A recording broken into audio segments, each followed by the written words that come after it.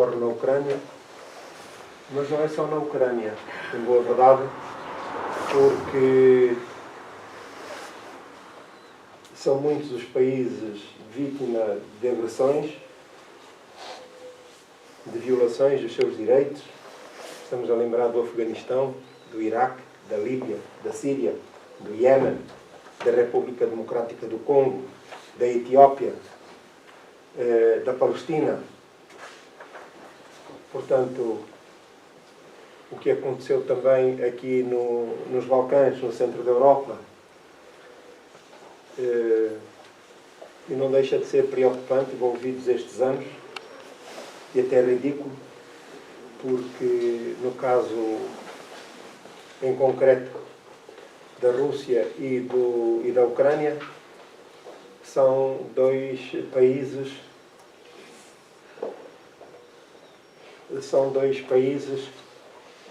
que professam a religião cristã, ortodoxa, embora mas cristã. Contudo, na hora de se atender aos ímpetos agressivos, violentos e primários do ser humano, tudo é secundarizado para se dar prioridade a esses maus pendores, a esses ímpetos. Porque, de facto, não aprendemos. Só a título de lembrança, a Rússia, na Segunda Guerra Mundial, dados oficializados em 2015 pelo poder instalado, sob a presidência de Putin, perdeu 26 milhões de pessoas. Não são estatísticas, são números oficializados pelo próprio país. Isto, naturalmente, não são posições políticas, mas são posições humanitárias. E nós não nos podemos furtar, atendendo à justeza. Porque, da mesma forma que há um país invadido, do outro lado, há milhares de jovens com 19, 20 anos que são atirados para a frente da guerra, são abusados e ficam com as vidas destruídas. Nós, envolvidos estes anos, Portugal, depois da guerra colonial, temos hoje homens na casa dos 60 e tal anos, 70 e tal anos, que ao mínimo ruído, um estampido qualquer, se atiram para debaixo da cama. Ainda sob o efeito do stress pós-traumático. Então, recorremos a Jesus, a nossa lição de hoje, para compreendermos melhor esse mecanismo da sua missão. Mas, entretanto, e a razão por que introduzimos o tema hoje mais cedo, e a imagem de Maria de Jesus, nós vamos ler um poema para que depois se deixem envolver pela música introdutória, da autoria do célebre maestro e compositor Giacomino Rossini, cujo título é Stabat Mater, quer dizer Mãe Dolorosa, em latim. E é com base neste poema que vamos ler, para que melhor nos deixemos envolver pela música lírica que vamos ouvir. Este poema é uma homenagem à crucificação de Jesus, à sua mãe, aos momentos derradeiros em que o acompanhou. Portanto, Stabat Mater, do latim estava a mãe, é um poema do século XIII, atribuído ao franciscano e poeta italiano Frei Jacopone de Todi. O poema começa com as palavras Stabat Mater Dolorosa. Estava a mãe dolorosa. E fala de sofrimento de Maria, mãe de Jesus, durante a crucificação. Estes momentos, porque passamos, não nos podem deixar de tocar, sem dúvida, e a relação entre eles e o poema é que, na verdade, valores e princípios são crucificados em favor do primarismo. E diz assim o poema: a mãe estava. Estava a mãe dolorosa, junto à cruz, lacrimosa, da qual pendia o seu filho. A espada atravessava a sua alma agoniada, entristecida e dolorida. Quão triste e aflita estava ali a bendita, mãe do unigênito. Quão abatida, sofrida e trêmula via o sofrimento do Filho Divino. Qual é o vivente que não chora, vendo a mãe do Cristo em tamanho suplício? Quem não ficaria triste, contemplando a mãe aflita, padecendo com o seu filho? Por culpa da sua gente, ela viu Jesus torturado, submetido a flagelos. Viu o filho muito amado, morrendo, abandonado, entregando o seu espírito. Mãe, fonte de amor, que eu sinta a força da dor para poder contigo pranteá-lo. Faz arder o meu coração, devido à partida do Cristo de Deus, para que o possa agradar. Santa Mãe, dá-me isto. Trazer as chagas do Cristo cravadas no coração. Com o teu Filho, que por mim morre assim, quero o sofrimento partilhar. Dá-me contigo a chorar pelo crucificado, enquanto vida eu tiver. Junto à cruz, quero estar e juntar-me ao teu pranto de saudade. Virgem das virgens, radiante, não te amargures. Dá-me contigo chorar. Que a morte do Cristo permita que de sua paixão eu partilhe e que suas chagas possa venerar. Que pelas chagas eu seja atingido e pela cruz inebriado pelo amor do teu Filho.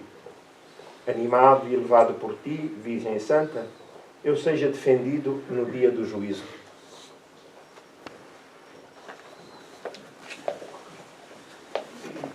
Manterem os pensamentos, neste caso,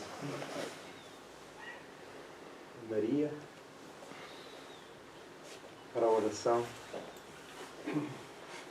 introdutória do nosso trabalho de hoje,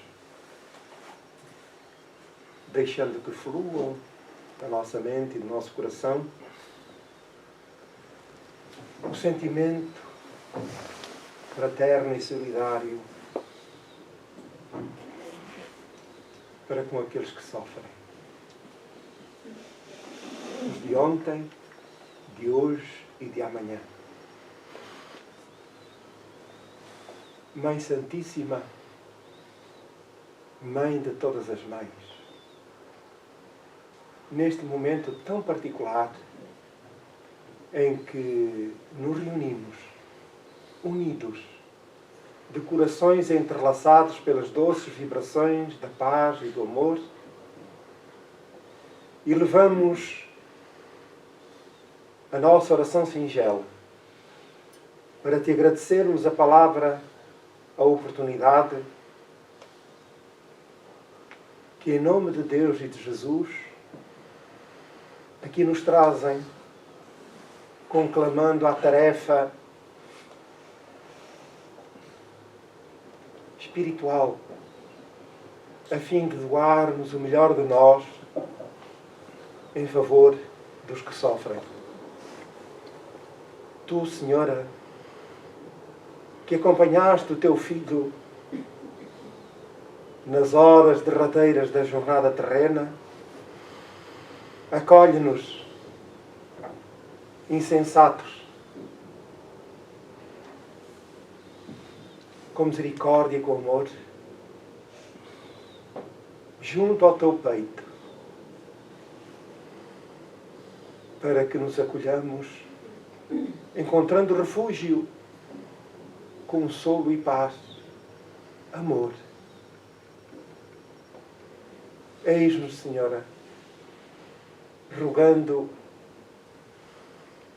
pelo mundo, pela humanidade, pelo planeta. E as nossas almas descerram-se em cânticos de louvor a Deus pela oportunidade da vida, da reencarnação, experiências duradouras que se acumulam e nos dão oportunidades de crescimento e assim ganharmos terreno na escala da vida para nos aproximarmos de vós. querida Mãe, sabemos o quanto o teu coração sofre pelos teus filhos insensatos, que apesar das dores do mundo, acrescentam-lhes outras mais. Pedimos-te, Senhor, pelas crianças, pelos jovens, pelos idosos, pelos doentes. Envolve-nos a todos, mas particularmente nas zonas em conflito, nos mais variados pontos do globo, com as doces vibrações do teu amor. Mestre, Pai amado e Maria Santíssima, sois o nosso refúgio e por isso aqui nos encontramos, pequeninos, mas repletos de confiança em vós, porque sabemos que tudo está em vós e é para vós que nos dirigimos. Dá-nos ânimo, coragem, a fim de vencermos as vicissitudes do nosso programa de vida na Terra. Que a tua paz permaneça connosco. Muito obrigado. É relacionado com o Evangelho. Gostaríamos de retornar, provavelmente, a lições que já foram dadas, mas que são importantes refletirmos sobre as mesmas, porque serão sempre oportunas. Foram ontem, são hoje e serão amanhã. Quem está na casa pela primeira vez, bem-vinda. No final, estamos disponíveis para qualquer esclarecimento. Então, o nosso tema introdutório é: meu reino não é deste mundo. São palavras de Jesus no Evangelho segundo o Espiritismo, capítulo 2.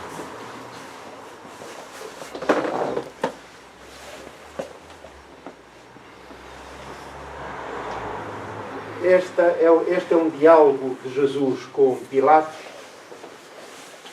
nos momentos que antecederam a sua crucificação. E é muito interessante, oportuno e atualizado para o momento que vivemos. Portanto, quando Jesus foi levado a Pilatos, este interpelou. Pilatos, tendo entrado de novo no palácio e feito vir Jesus à sua presença, perguntou-lhe: És o rei dos judeus? Respondeu-lhe Jesus: meu reino não é deste mundo. Ora, se o reino de Jesus não é deste mundo, deduz-se que há um outro mundo que não este propriamente, não é verdade? Há um outro mundo que entrevemos enquanto na jornada terrena. Mas ele faz esta afirmação: meu reino não é deste mundo. Ora, supõe-se que ele não devia ser o mundo dele, ele não devia ser o único lá a viver, porque, claro que ele não seria rei do seu próprio, das suas próprias circunstâncias, isto é, se fosse o único. Portanto, há um mundo povoado de espíritos que habitam em diversos graus evolutivos, em diversas patamares do universo, e, portanto, esse é o reino, sobretudo aquele que está mais propriamente ligado à Terra, já que Jesus foi o governador e é o governador planetário desde a fundação do próprio planeta. Portanto, meu reino não é deste mundo. Se o meu reino fosse deste mundo, a minha gente houvera combatido para impedir que eu caísse nas mãos dos judeus. Quer dizer que, nós vamos ver mais adiante, que se de facto ele tivesse organizado um grupo com determinado tipo de objetivos que não fosse consentâneo com os seus princípios, naturalmente que teria havido muitos confrontos, quiçá mortes, face às circunstâncias por que passou Jesus. Então, quem era esse exército? Quem era esse exército? Pergunto. Sabem quem era esse exército? Porque ele diz que o meu reino e a minha gente, portanto, se fosse deste mundo, houvera combatido para impedir que eu caísse nas mãos dos judeus. Mas o meu reino ainda não é aqui. Então, qual é o exército que Jesus dispunha?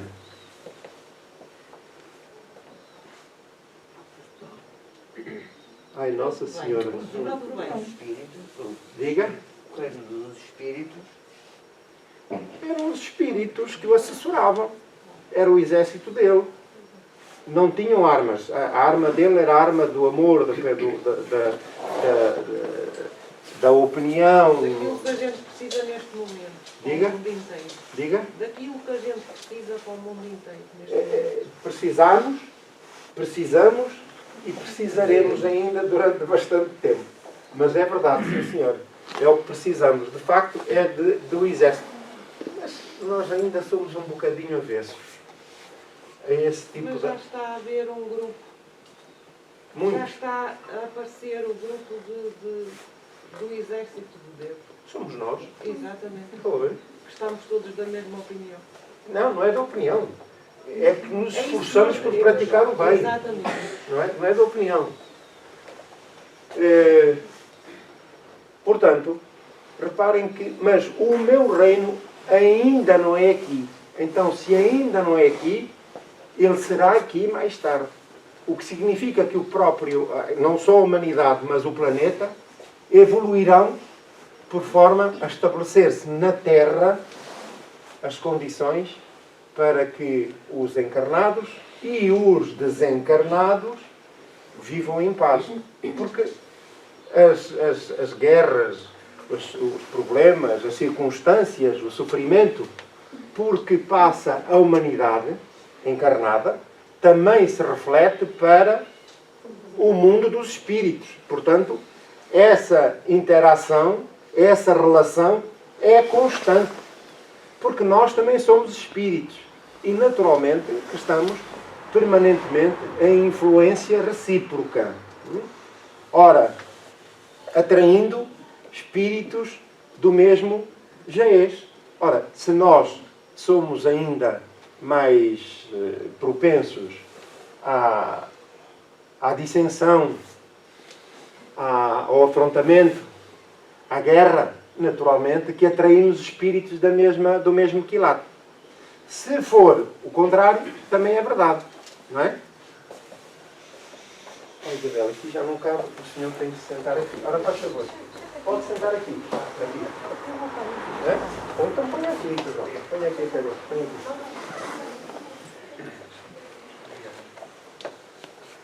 Isabel, põe aqui. Põe aqui. Vê?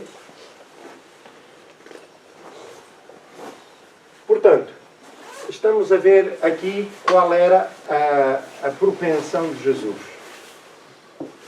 Do seu trabalho, a sua disposição, e, portanto, o seu pendor absolutamente pacífico e pacificador.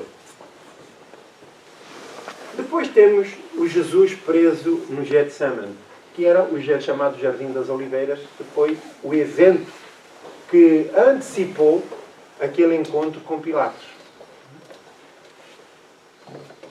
Que antecipou aquele evento com Pilatos.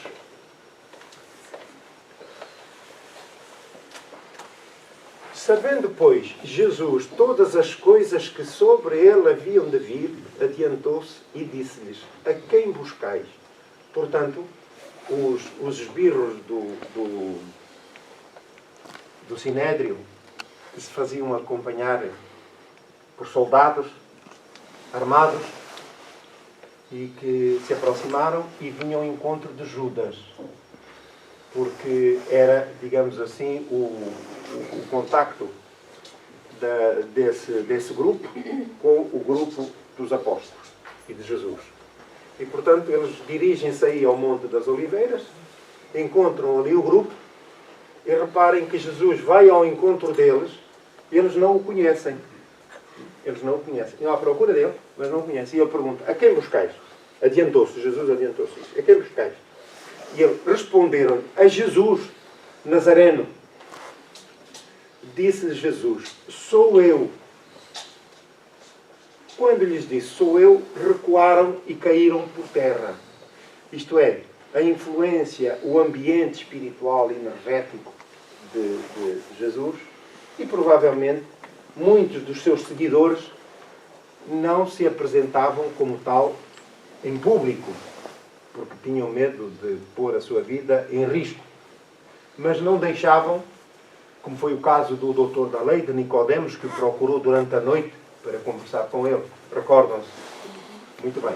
Então, ficaram impressionados com a própria figura, porque Jesus estava absolutamente tranquilo e sabia, digamos assim, que estava sujeito a estas circunstâncias e, portanto, não se escusou em enfrentá-las. Tornou a perguntar-lhes, a quem buscais? E eles disseram, a Jesus Nazareno. Já vos disse que sou eu. Se, pois, me buscais a mim, deixai ir estes, os apóstolos. Não é? Portanto, ele entregou-se ao grupo. Então Simão Pedro, que tinha uma espada, reparem, em Simão, recordam-se na introdutória, na matéria introdutória, em que Jesus afirma a Pilatos,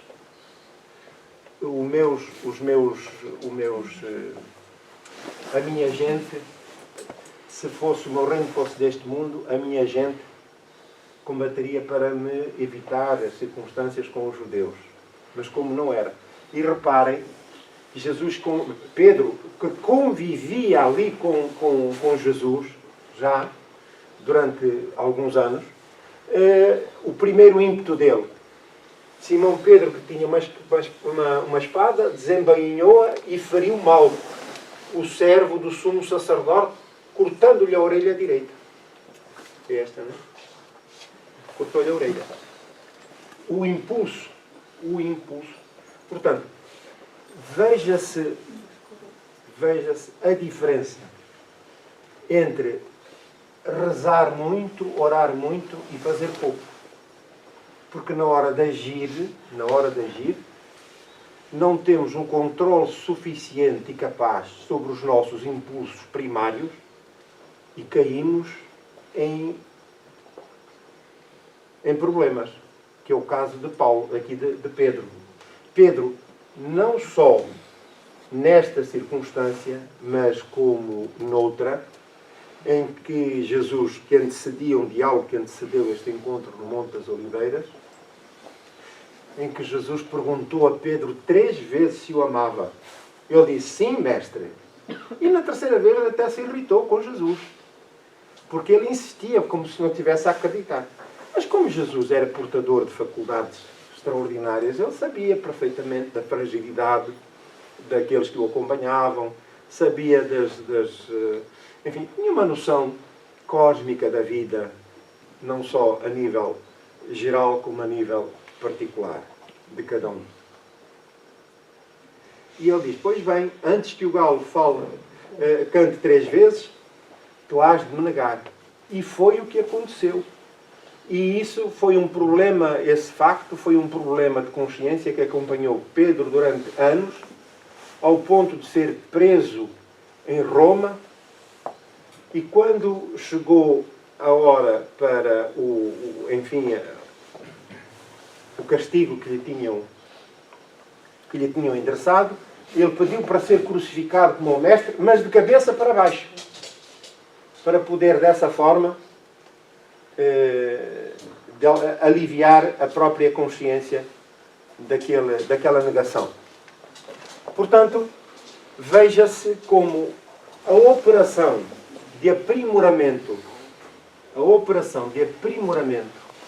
moral carece de vigilância contínua, persistente. Mas não é no momento da ocorrência. Não, não. Ela começa na intimidade de cada um de nós. Dos nossos pensamentos, das nossas ações, o que pensamos da vida e como a encaramos. Como a devemos encarar de acordo com os preceitos que agasalhamos. Porquê?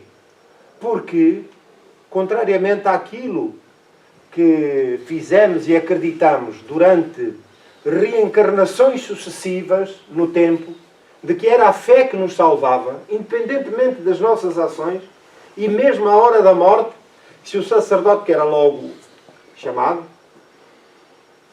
o sacerdote vinha para nos perdoar as faltas e nós entrarmos no reino dos céus. Então, se tivéssemos dinheiro para deixar bens, para deixar à igreja, aquilo era aquela coisa da via verde que a gente mete no carro, sempre, não parávamos nas portagens, era sempre a andar o que eles prometiam, não é?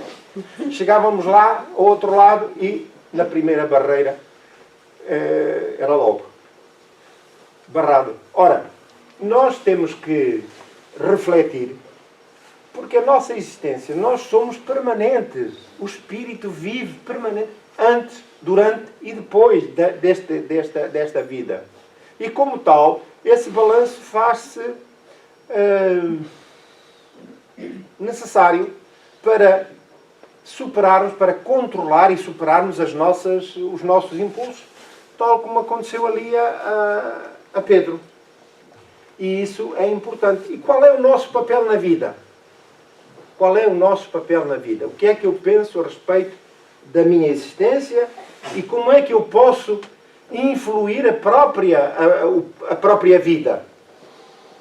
E nós não precisamos de ser ricos, não precisamos de possuir estes ou aqueles bens, não precisamos de projetos megalómanos, precisamos, antes de tudo, de nos conhecermos e de trabalharmos pelo nosso melhoramento íntimo, pela nossa reforma íntima. E à medida que se for instalando, que se for a renovação desses esforços que fazemos, começa a dar fruto todo esse trabalho. E então, em momentos que aqui estão representados na atitude de Pedro, nós sabemos controlar os nossos impulsos, que ainda são naturais, na fase da nossa existência, porque atravessamos o momento. Porque nós não estamos tão longe do passado como isso. Às vezes, nos diálogos com os espíritos, nos trabalhos de assistência espiritual, em que nós estamos a conversar, a orientar, a esclarecer os espíritos empedernidos, eles informam-nos, esclarecem-nos. Tu agora estás armado em santinho, mas olha que não há muito tempo tu ainda estavas aqui do nosso lado também. Fazias parte deste grupo. Reparem bem. Portanto, não estamos tão longe da retaguarda como isso.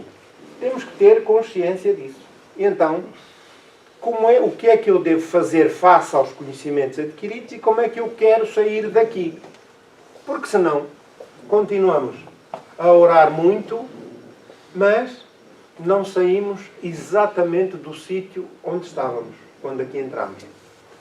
Alguma dúvida? Muito bem. Jesus, tocando-lhe a ferida, portanto mal, aberta em sangue, cicatrizou-a, advertindo Pedro: embainha a tua espada, porque quem com ferro fere, com ferro será ferido. Não beberei eu o cálice que o meu pai me deu? O que é que ele quer dizer? Embainha a tua espada, porque quem com ferro fere, com ferro será ferido. O que é que isto quer dizer? Ora, vamos lá refletir sobre isto. Quem com ferro mata, com ferro morre. É muito bem. Ação e reação. Diga. Ação e reação. Ação e reação. Muito bem. Assumir as consequências dos atos. Devemos sempre que ser responsáveis pelos atos que cometemos. Muito bem. No fora. Então, estamos todos de acordo? Todos ouvimos a ação, a lei da ação e reação, ou de causa e efeito. Mas há aqui um detalhe. É que nós vemos, olhamos para a vida, e o que ocorre é que muitas das pessoas que ferem não são feridas na vida. É ou não é verdade? Então isto não está correto. Está correto porque vai ser no futuro. Diga, então. Vai ser no futuro, nas próximas reencarnações. Vai sofrer as consequências do ato dele. Muito bem. Então quer dizer que as consequências advirão, se não no presente, mas no futuro. Mas Jesus falava exatamente disso, do futuro. Porque ele sabia que as circunstâncias terrenas permitiam às criaturas furtarem-se às suas responsabilidades. E quando ele diz, por quem com ferro fere, com ferro será ferido, sem dúvida. Não é, digamos assim, taxativo.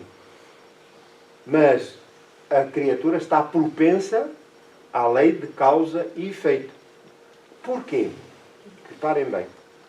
Imaginem que a criatura está sujeita a uma circunstância desta.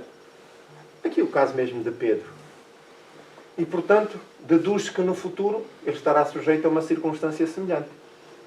Mas que agora, entretanto, o espírito se arrependeu. Arrependeu-se e compromete-se a trabalhar não só pela sua reforma íntima, mas também pelo bem-estar dos outros. Confortar os outros na prática da lei da caridade, da solidariedade, da fraternidade. Ora, significa que a criatura está a evoluir. Não é verdade? Ora, então, no nosso entendimento, a criatura que está a evoluir, como é que a justiça se vai aplicar? Porque a justiça é de causa e efeito. Não é verdade? Ele parte daqui. Quem com ferros fere, com ferro será ferido. Esse é o princípio da justiça. Mas agora para nós, se o indivíduo está a evoluir favoravelmente, está a apresentar resultados positivos, qual é agora o exercício? Somos nós que estamos a exercer a justiça. O que é que vamos fazer face a essa evolução? Como é que vamos decidir? É a misericórdia divina. Diga. Aí é a misericórdia divina. Não é isso que eu estou a perguntar. Eu estou a perguntar é como é que nós íamos exercer a justiça face ao progresso da criatura. Porque, em princípio, quem com ferros fere, com ferro será ferido. Mas se ele está fazendo um balanço das suas ações, arrependeu-se, comprometeu-se a melhorar, e está de facto a melhorar e apresentar provas, como é que nós vamos exercer a justiça? Temos que ter em conta as atenuantes.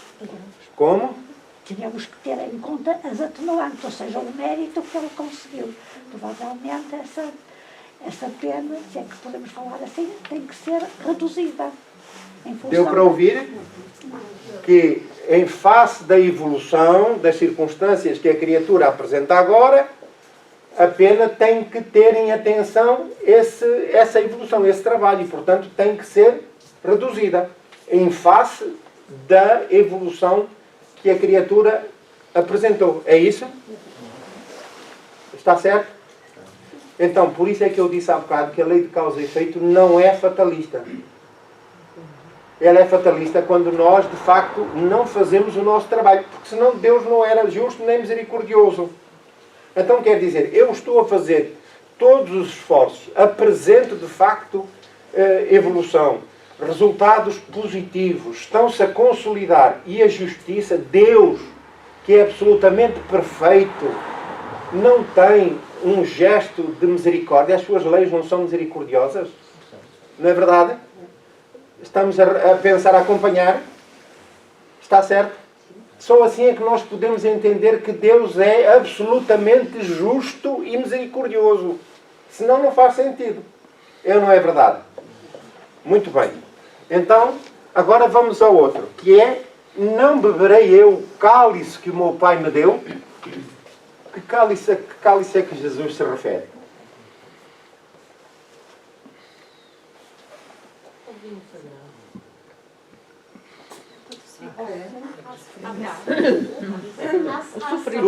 Tudo notas a vermelho. Ou seja, a ação que Jesus fez na Terra, portanto, a sua passagem, a sua missão que ele teve enquanto viveu na Terra.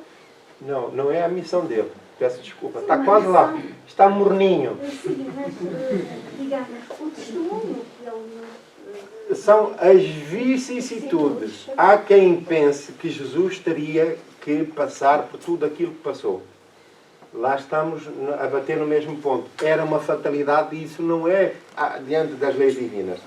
Eu não estou obrigado, na convivência com esta ou com aquela pessoa, eu não estou obrigado, apesar de ser vítima de uma circunstância anterior que alguém me tenha feito, eu não estou obrigado a maltratá-lo. Não é verdade? Então, Jesus tinha que ser sacrificado? Tinha que ser crucificado? Não, ele só foi crucificado e este cálice é a visão que ele tem. Ora, para as circunstâncias, para aquelas circunstâncias, em boa verdade, poucas eram as saídas, porque a lei dominante era a do mais forte. E ainda é nos dias de hoje. Está provado. Ainda é. Mas eu não estou obrigado a ferir o meu algoz, a tratá-lo da mesma forma, apesar de muitas vezes ser essa a vontade. Mas quando a criatura é sensata, diz assim: não, eu não posso descer ao nível. Portanto, não vou reagir da mesma maneira.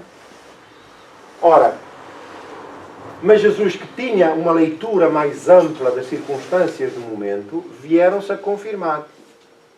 E quando Jesus está na cruz e diz, em oração final, pede, estão recordados, a Deus que afastasse daquele cálice, ou que afastasse o cálice. Porquê? Porque ele já estava a ver as consequências futuras das circunstâncias por que tinha passado. E aquilo que os responsáveis teriam de viver. E por isso ele mesmo alertou que não chorassem por ele, mas que chorassem pelas gerações futuras. Essas gerações futuras, quem são? Os espíritos, muitos somos nós. Não é? Que através da morte e depois da reencarnação seriam submetidos à lei de causa e efeito que já falámos, para o ressarcimento dos débitos contraídos. É esse cálice a que Jesus se refere. Estamos a compreender? Portanto, mas fica aqui a nota mais importante. Não estamos destinados, se a sensatez falar mais alto e as criaturas de bem, não estamos destinados para ferir o próximo, para nos vingarmos do próximo. E nós, cristãos, devemos ter consciência disso, porque pesa sobre nós a crescida responsabilidade pelos conhecimentos adquiridos, pelo exemplo dado. Então, é importante que, no conhecimento da doutrina espírita, possamos estudá-la, refletir sobre os seus fundamentos, os seus ensinos, para interpretar as lições de Jesus. Então, é fundamental trabalhar nesse sentido. Alguma dúvida? Muito bem, então, vamos adiante. Não ponhais a candeia debaixo do alqueire. Portanto, o Evangelho segundo o Espiritismo, capítulo 24. Ora, nós temos aqui duas circunstâncias. A primeira, o diálogo de Jesus com Pilatos, em que ele, de facto, demonstra apresenta, não diria demonstra, mas que apresenta o seu estatuto, a sua superioridade moral. E Pilatos foi impressionado, ficou impressionado. E de tal forma que ele dirigiu-se aos esbirros, à população e aos esbirros do templo, dizendo-lhes que não via culpa nenhuma em Jesus. Não via culpa nenhuma em Jesus. E que, portanto, ele se propunha a soltá-lo. Ele disse, não, julgai... E Pilatos ainda acrescenta, julgai-o de acordo com as vossas leis. Ele disse, não, porque a lei romana não nos permite, não temos poder de morte, sobre a morte, de acordo com a lei romana. Portanto, os judeus podiam julgar e condenar aqueles que prevaricassem os seus estatutos religiosos, as suas regras, mas não podiam condenar ninguém à morte. Isso era estritamente votado aos romanos. Portanto, ali ao delegado do poder romano, que era Pilatos. Mas por que razão é que Pilatos sucumbe, cede à influência da população? Porque, entretanto, a população já estava preparada também. Porque os sacerdotes já tinham passado moedas, as pessoas eram tão miseráveis, e muitos daqueles que apalparam Jesus acompanharam-no durante a sua jornada terrena. Não faziam parte do círculo íntimo dos apóstolos, mas eram pessoas que o acompanhavam. E, em boa verdade, todos esperavam, primeiro, que fosse um líder religioso, que viesse assumir o poder dos homens para afastar, para enfrentar o poder romano, que era ilegal na Palestina. E Jesus não fez isso. Depois, para atender às necessidades individuais de cada um, Jesus também não as atendeu. Salvo circunstâncias muito especiais, como foi o caso de Lázaro, como foi o caso do paralítico do poço de Siloé, como foi o caso da filha da viúva de Naim, mas por circunstâncias especiais e por mérito dos próprios. Por mérito dos próprios. Porque Jesus também, em circunstâncias várias, afirmou: a estes ainda é bom que não se curem. Muito bem. Mas porquê é que Pilatos cedeu? Porque havia toda a projeção de uma imagem de distanciamento entre o poder romano e o poder dos doutores da lei, do Sinédrio. Mas, na socapa, pela noite dentro, ambos interesses se cruzavam e tinham negócios em conjunto.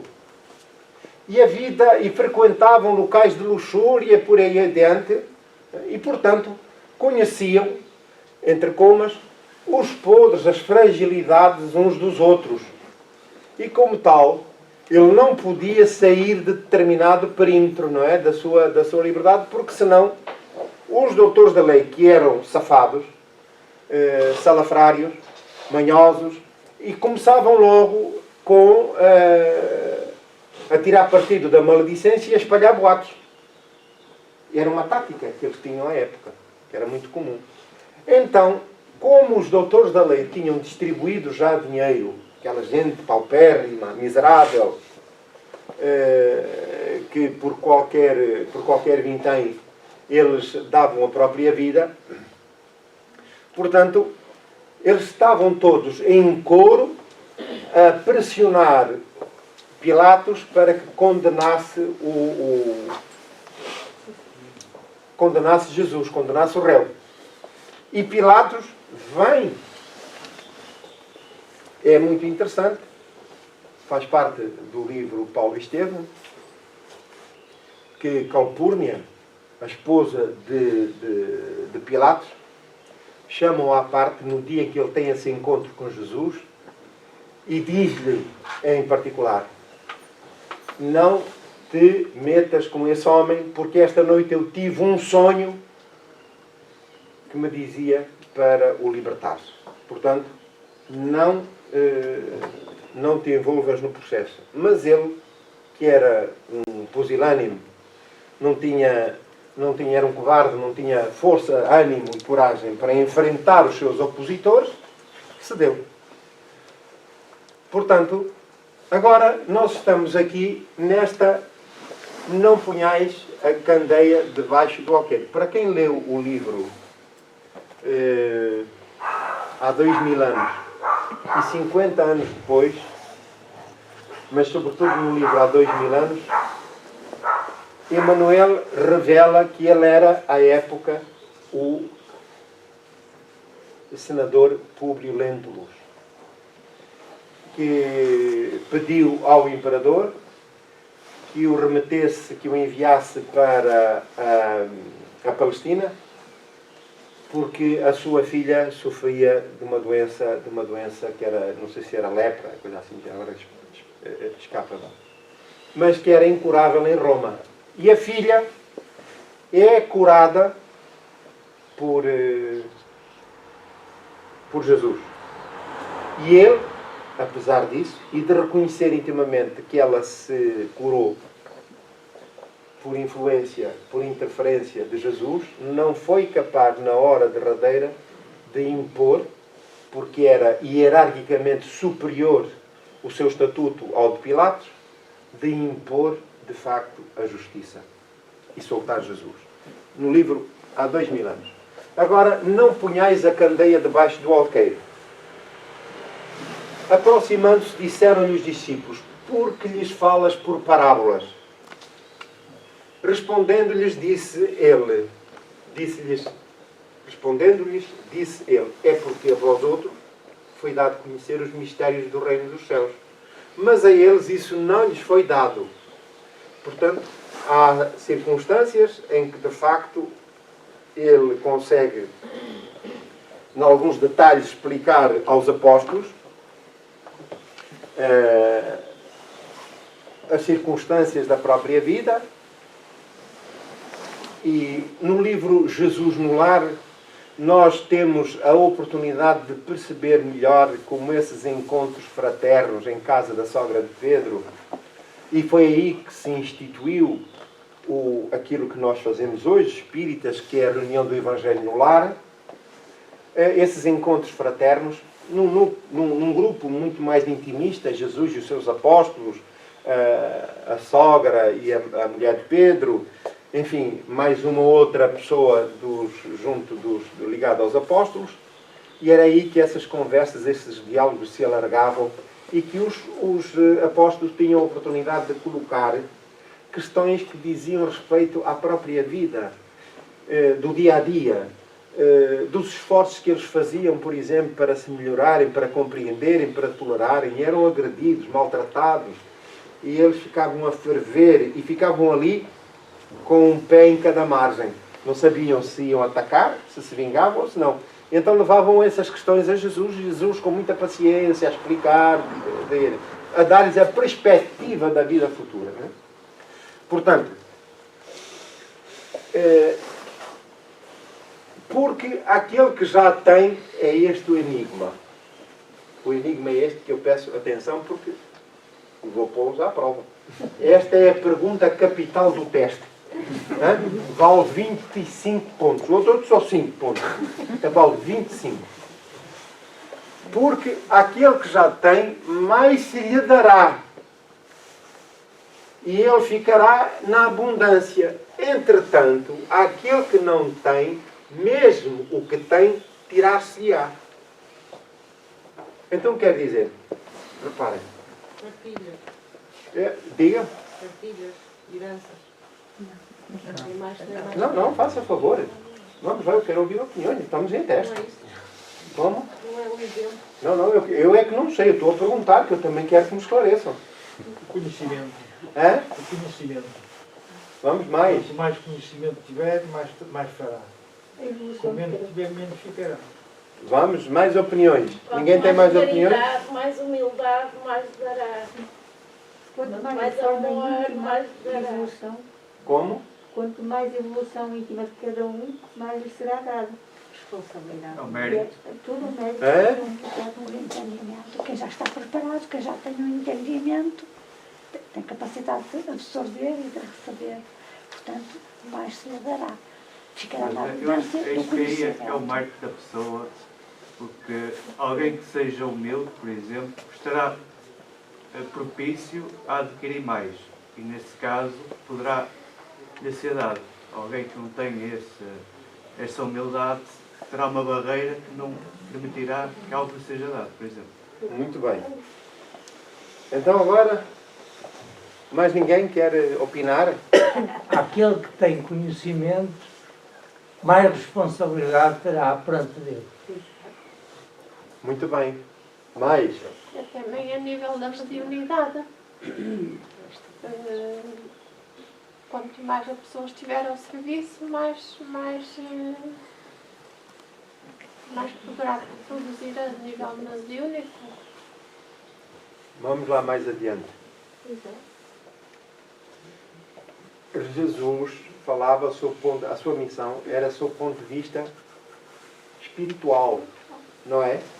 Recordam-se que no encontro com Jesus, no encontro com o povo que o acompanhava, houve um cidadão que chegou ao pé dele e pediu a Jesus que interferisse na divisão da herança que lhe tinha cabido. Pediu-lhe: diz a meu irmão que divida a herança comigo. E Jesus respondeu-lhe: quem é que me fez juiz da vossa causa? Portanto, Jesus não estava na terra para resolver os problemas terrenos, mas sim a deixar lições, orientações espirituais. Certo? Já vimos ali anteriormente sobre o exército, a gente dele, que é o exército, que eram os espíritos, bons espíritos. Já vimos na conversa com Pilatos. Já vimos também ali, relativamente ao incidente com a orelha de Malco, com Pedro, não é verdade? Sempre na perspectiva espiritual e do futuro. Ora bem, e aqui também. Então, é sob o ponto de vista moral. Portanto, aquele que pouco tem, que pouco esforço faz, tem sobre princípios e valores e que pouco esforço faz para evoluir, não tem nada, sob o ponto de vista moral e espiritual. Não é verdade? Ora, no futuro, isso terá sido estará em linha de conta. Na organização do futuro, para aquele espírito. Aquele que já tem, naturalmente, que lhe será acrescentado ainda mais. Como assim? Nós estamos a viver na Terra. Todos nós temos a noção de que a vida na Terra é ainda difícil. Não é verdade? Em termos de saúde, em termos materiais, em termos sociais, é ainda difícil. E os espíritos dizem-nos que a vida na Terra, o planeta, é um planeta ainda de provas e expiações, onde o mal se sobrepõe ao bem. E como tal, todos quantos aqui estamos, salvo raras exceções, estamos sujeitos a essas vicissitudes. E o próprio Jesus também se submeteu a essas vicissitudes, embora não estivesse condicionado por elas. Mas submeteu-se para deixar uma lição à humanidade de como devia comportar-se, reagir e agir face às circunstâncias do mundo. Ter confiança irrestrita em Deus. E porquê? Porque é essa visão do futuro. E eu estou a trabalhar no momento para projetar o meu futuro. Ora, esse acréscimo de valorização do meu património moral poderá dar uma oportunidade, por exemplo, de não voltar a reencarnar na Terra. E circunstâncias há de espíritos que, tendo conquistado esse mérito, esse patamar, mas desejando voltar para ajudar a humanidade, já não lhes é permitido voltar. seria um sofrimento acrescido sem qualquer utilidade. Estamos a compreender? Portanto, aqueles que têm, mais se lhes acrescentará.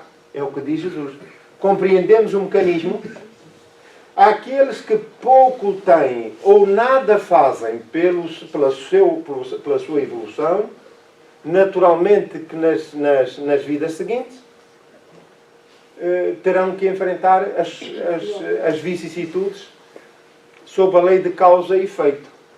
Compreendemos o mecanismo, porque se nós vamos interpretar à luz da letra e face à vida material, é um bocado incomodativo, é traumático, porque então aqueles que vivem na abundância ainda vão ter mais, e os pobrezinhos, até aquele bocadinho que têm, também isso vai ser tirado. Não faz sentido, se tivermos em linha de conta de que Deus é absolutamente misericordioso e bom. Compreendemos?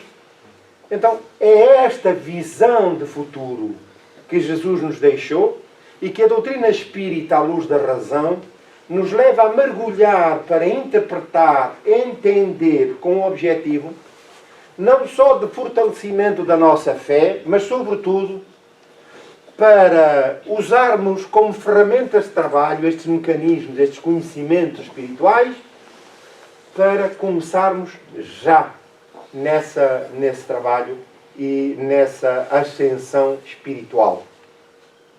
Ora, é por isso que a nossa visão da justiça, diante das circunstâncias que a humanidade vive, em que direitos de uns são tripudiados, desrespeitados, quando o direito internacional está estabelecido, códigos de ética, de respeito, de solidariedade pela vida alheia, são tripudiados, trucidados. Tudo está inscrito nas leis da vida. E cada um terá que assumir as respectivas responsabilidades. Porque nós não vamos desaparecer contrariamente àquilo que ainda se pensa. Então, o nosso trabalho, o nosso comportamento, a nossa visão das circunstâncias por que passamos, e aqui no caso, em concreto com a guerra que estamos a assistir neste momento na Ucrânia, não nos deixemos perturbar.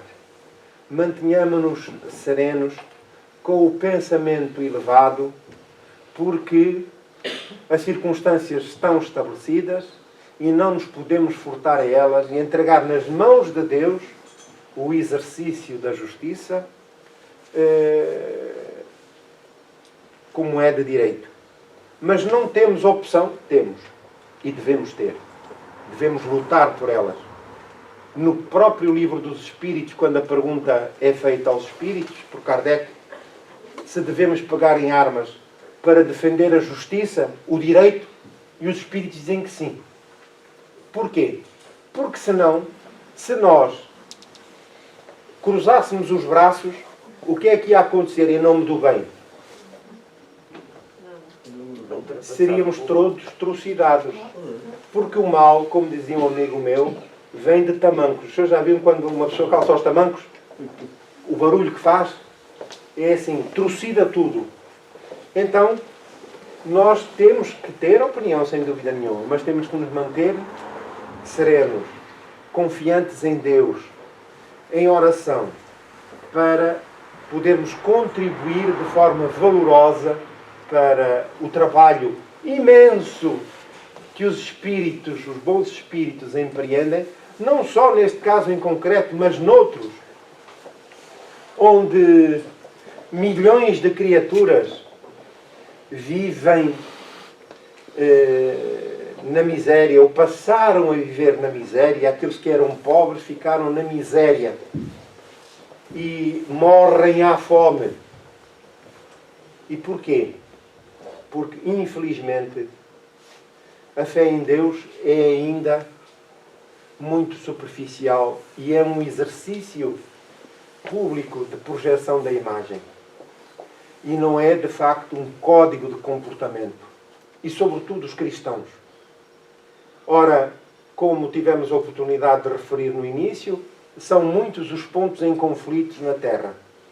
E, portanto, é por todos eles que devemos, de facto, orar e mantermos unidos.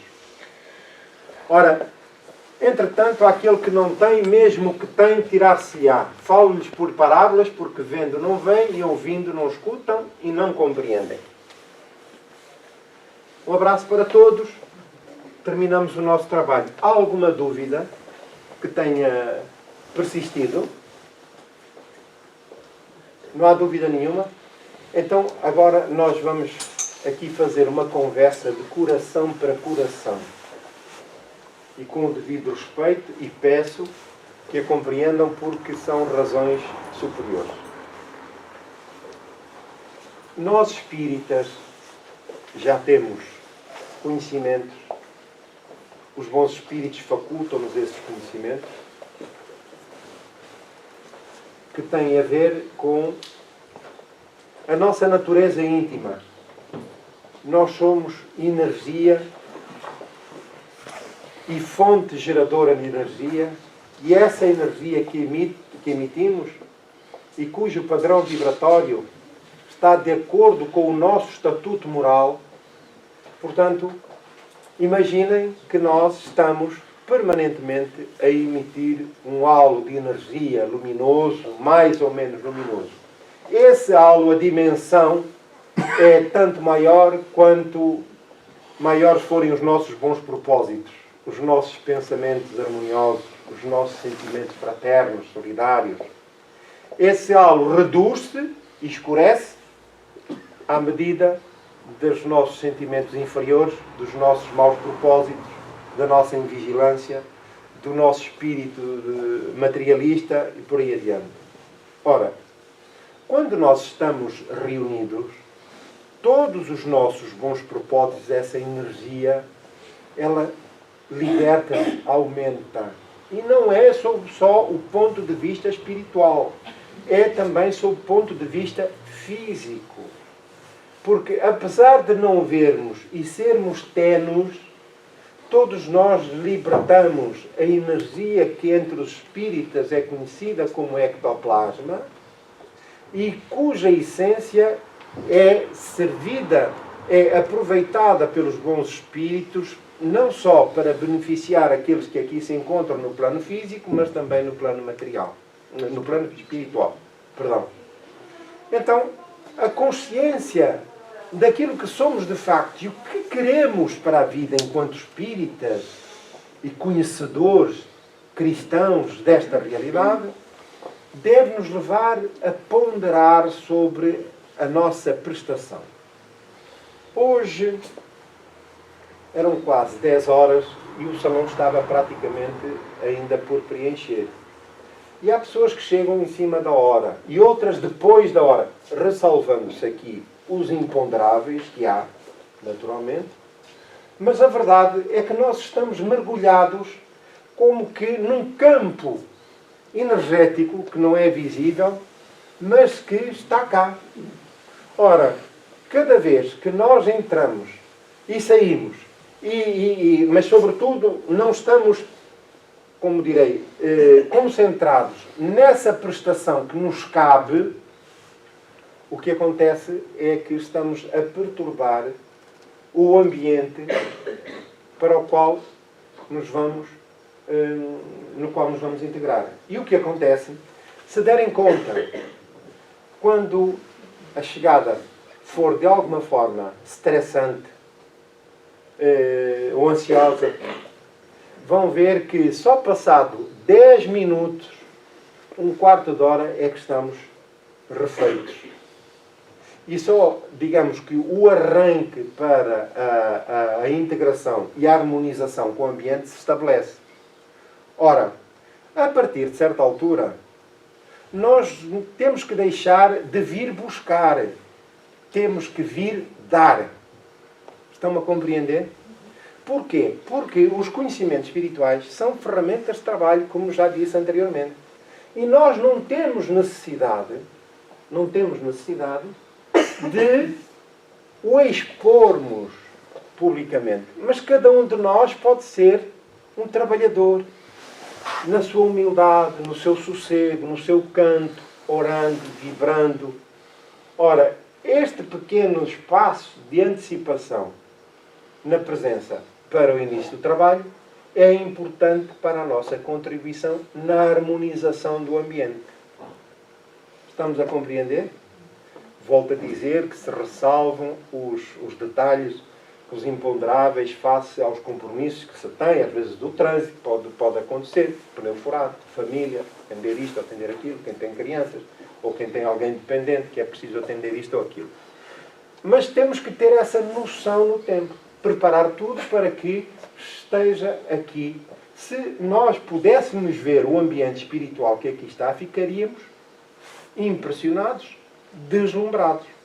Porque para além de nós, a assistência espiritual é o dobro ou o triplo. E são também eles interessados na matéria, estudo, mas também em pós-convalescença. E através dos nossos comentários, das nossas orações, das nossas vibrações, tudo isso contribui para esse hospital que está instalado no espaço espiritual da instituição. Compreendemos? Então o apelo é para que se sintam parte integrante deste grupo de trabalho e que a presença de cada um não é tão indispensável como isso. Não, não. Todos somos importantes para a vida, todos somos importantes para o trabalho que aqui se realiza. Compreendem? Porque todos nós temos que dar e temos muito para dar. Então disponhamos-nos a isso e estejamos de facto concentrados e a potenciar esses recursos. Porque senão nós transformamos para nós, o centro espírita é uma repartição pública. Abre às 10, fecha às 5. E portanto eu já sei que chego às 10, a partir dali entro para ser atendido, ou tenho que sair 5 minutos antes porque eles vão fechar a porta. Ou então ainda os hábitos antigos religiosos, em que só levamos o corpo, mas não levamos a alma. Como disse há pouco na intervenção, neste problema que está a ocorrer entre a Rússia e a Ucrânia, ambos os países são cristãos. Quer dizer, levamos a alma, ou melhor, levamos o corpo, mas não levamos a alma.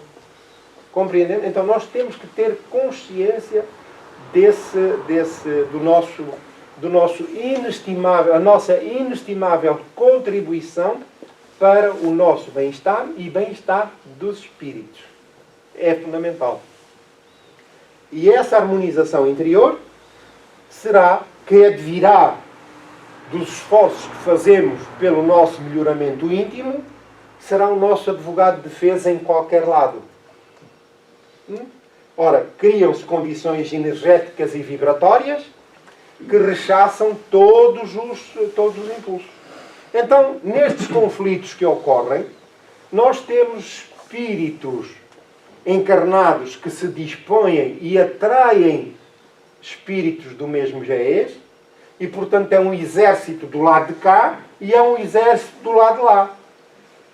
Todos em conjunto focados no mesmo objetivo: destruir, desequilibrar, desestruturar, provocar sofrimento.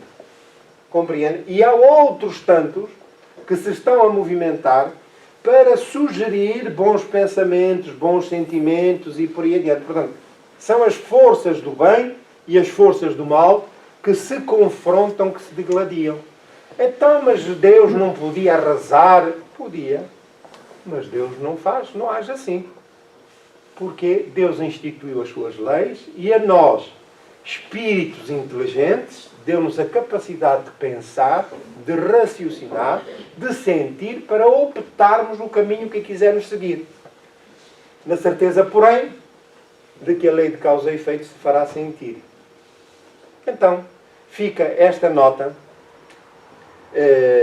este pedido, para que se sintam valorizados, potenciados e não deixem de pensar de que, de facto, são parte importante na contribuição das condições espirituais e energéticas para o trabalho que se desenrola.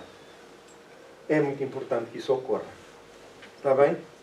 Sintam-se individualmente abraçados. E desejamos, de facto, saúde e paz para todos. Vamos pedir licença, vamos encerrar com uma oração. E aqui está. Não me deixem sozinho. Mas, unidos, é uma força energética que se projeta para o espaço e, naturalmente, que terá ressonância nos altiplanos da vida. E todos quantos aqui se encontram, encarnados e desencarnados, serão beneficiados pelo esforço, pela entrega de cada um de nós. Muito obrigado. Vamos então unir os nossos pensamentos em torno de Maria, Mãe Santíssima, nossa Mãe, Mãe de todas as mães. Estamos certos que é imenso o seu grupo, que é composto por mães que entregam esse sentimento tão especial como só os corações femininos têm, de amar a todos como se de seus filhos se tratasse, cada um de nós. E é por isso, em espírito de gratidão,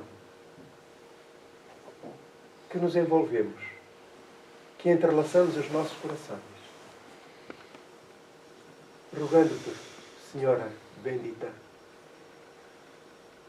todo o amparo, toda a misericórdia e todo o amor à humanidade e aos pontos de conflito vigentes na Terra. Pedimos-te, Senhora, que a tua presença possa amenizar os sentimentos de egoísmo, de orgulho, de indiferença que ainda vicejam na terra, nos corações humanos. A nossa oração singela fortalece e potencia-se, envolvendo toda a humanidade, todo o planeta. Cantamos glória a Deus nas alturas e paz na terra aos homens de boa vontade, ouvindo na acústica da alma os anjos que assessoravam Jesus ao longo da sua jornada terrena. E que ali, na hora bendita, na manjedoura paupérrima, singela, ei-los entoando hinos de louvor a Deus. Unimo-nos, trazendo à memória esse momento épico. E para que os homens, os cristãos em particular, possam melhor sentir a missão do teu Filho, Senhora. Neste momento, pedimos licença para o encerramento da tarefa, rogando-vos acompanhamento para todos quantos aqui se encontram nos dois planos da vida e para aqueles que são fonte da nossa preocupação, do nosso afeto, do nosso carinho. Para que estejam, Senhor, acolhidos e amparados sob os cuidados magnânimos dos teus mensageiros. Que a tua paz, Senhor, permaneça entre nós. Muito obrigado.